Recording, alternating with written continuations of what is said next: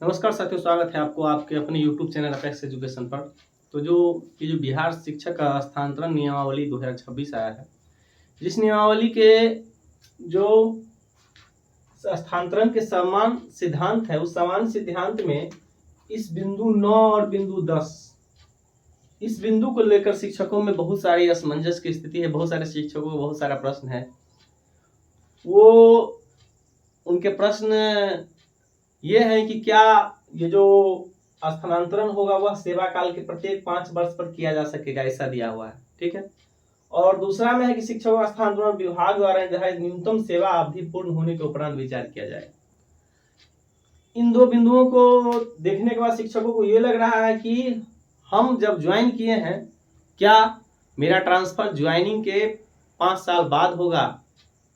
तो इसमें आप देख सकते हैं कि जो TRE 1, 2, 3 बहाल है वो तो बाहर हो ही रहे हैं। उसके बाद जिनकी ज्वाइनिंग 2022 ईस्वी में हुई थी छठे चरण के शिक्षकों की, वो भी इससे बाहर हो जा रहे हैं क्योंकि उनका भी 5 साल नहीं हुआ है। तो आप लोग इस बात को समझिए और जानिए कि एकदम ये बिल्कुल आपका सोचना गलत है कि आप यदि ये बात सोच रहे हैं कि हमारा जब सेवा 5 साल पूरा हो जाएगा उसके बाद मेरा ट्रांसफर होगा, स्थानांतरण होगा, तो यह बात सरासर गलत है। कैसे गलत है ये देखिए।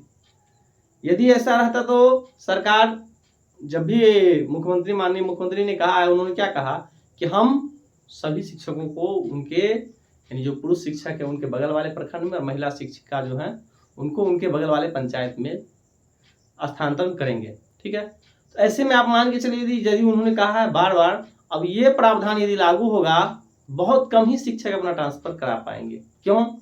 क्योंकि 22 वाले कराएंगे नहीं, TRE 1, 2, 3 वाले कराएंगे नहीं। ट्रांसफर होगा किनका? जिनकी नियुक्ति हुई है 2013-14 में या जो 2012 या उससे पहले से कार्यरत हैं।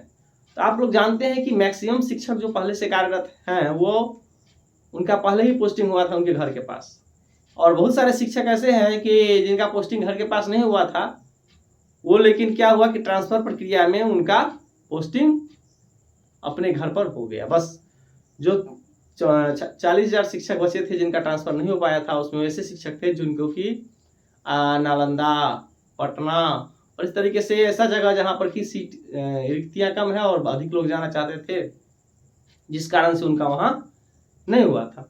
तो सरकार की मंशा यदि स्थानांतरण की है, ऐसे में आप कैसे कह सकते हैं कि 5 साल वाला प्रावधान सेवा से है? नहीं, असल में है क्या, सो समझिए। यह है कि आप अभी मान लीजिए ट्रांसफर लिए, ठीक है ना, तो स्थानांतरण आप अभी ट्रांसफर लिए तो वहां पर आपको 5 वर्ष हो जाएगा, तब आप अगला ट्रांसफर के यानी कि आप योग्य होंगे। ठीक है। और यदि आपने ये ट्रांसफर लिया है इस बीच में, हाँ, आपके साथ कुछ ऐसा हो सकता है जैसे कि कोई घटना जो कि नीचे जिक्र किया गया है कि पति पत्नी में से किसी को कैंसर हो या कोई ऐसा असाध्य रोग हो, या पति पत्नी का पोस्टिंग के आधार पर भी ट्रांसफर किया जा सकेगा, फिर उसमें बाधा नहीं आएगा 5 साल। लेकिन कब? पहले ट्रांसफर से, मतलब जब ट्रांसफर लीजिएगा उसके बाद 5 साल के बाद आपका ट्रांसफर होगा। यही यह कहना चाह रहा है ना। तो इसमें नीचे दिया भी गया है कि सेवा अवधि पूर्ण होने के उपरांत विचार किया जाएगा। तथापि ऐसा स्थानांतरण स्वतः अथवा अनिवार्य नहीं होगा। हाँ, ये भी है, ये नहीं है कि 5 साल पूरा हुआ और आपको सीधे भेज देगा, नहीं। और आपको जाना है, जब आप इच्छुक होंगे तभी आपको भेजा जाएगा, ये कहना चाह रहा है। ठीक है। और तथा वह रिक्ति विद्यालय की आवश्यकता, मानक मंडल शिक्षक आवश्यकता, मानक प्रशासनिक आवश्यकता एवं छात्रों के शैक्षणिक हित के आधारित होगा, अधीन होगा। अब मान लीजिए कि आपका ट्रांसफर, हाँ, इसलिए भी हो सकता है कि आप अच्छा शैक्षणिक माहौल बनाने में मदद नहीं कर पाएंगे, तो आपका ट्रांसफर होगा ही। उसके बाद क्या है कि विद्यालय में शिक्षकों की संख्या अधिक रहेगी, अब हो सकता है कि छात्र उस विद्यालय में कम हो जाए, तो भी आपका ट्रांसफर हो सकता है ना। तो इसमें कहीं से भी ये नहीं है, किंतु परंतु नहीं है कि आपको सेवा जब आपका 5 साल हो जाएगा उसके बाद ट्रांसफर होगा। ठीक है।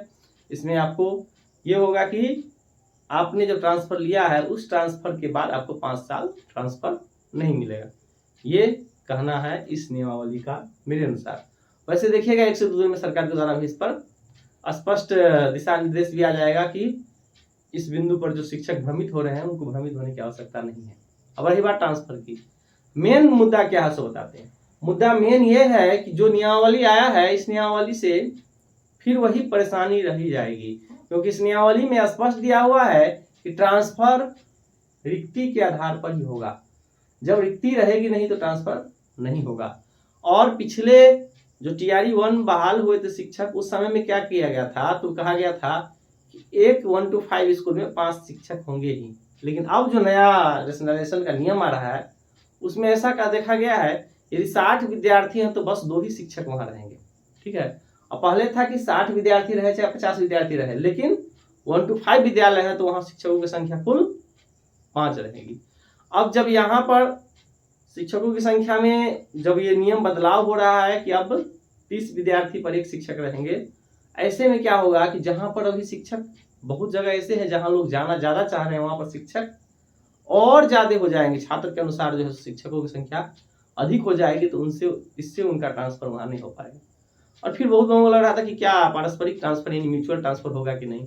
म्यूचुअल ट्रांसफर ही बिल्कुल होगा। म्यूचुअल ट्रांसफर एक ऐसा ट्रांसफर प्रक्रिया है जिसमें कि सरकार को कोई व्यवधान नहीं होता है, क्योंकि इसमें शिक्षकों की संख्या के बीच में या शिक्षक छात्र अनुपात में कोई बदलाव नहीं हो पाता है, क्योंकि एक शिक्षक दूसरे शिक्षक के स्थान पर आपस में फेरबदल करते हैं। इससे क्या होता है कि एक जगह जो शिक्षक कार्यरत है, चाहे प्रधान शिक्षक कार्यरत है, वहां फिर दूसरे प्रधान शिक्षक के आ जाने से ऐसी स्थिति उत्पन्न नहीं होती है कि वहां पे छात्र ज्यादा हो जाए या शिक्षक कम हो जाए। हाँ, सीधे ट्रांसफर कर देने से जो ट्रांसफर प्रक्रिया चला है इस बीच में, एक जगह ऐसा हुआ कि पूरा विद्यालय ही खाली हो गया है, और एक जगह ऐसा हो गया कि शिक्षक ज्यादा चले गए।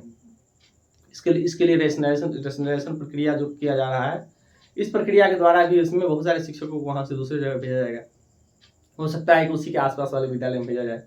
ठीक है, तो ये प्रक्रिया है। इसमें सबसे अच्छा है कि यदि आप म्यूचुअल ढूंढ पा रहे हैं तो वो बढ़िया है, या जब आप ट्रांसफर प्रक्रिया में अप्लाई कर रहे हैं तो आप ठीक से देख लीजिए जहां आपको जाना है कि वहां रिक्ति है या नहीं।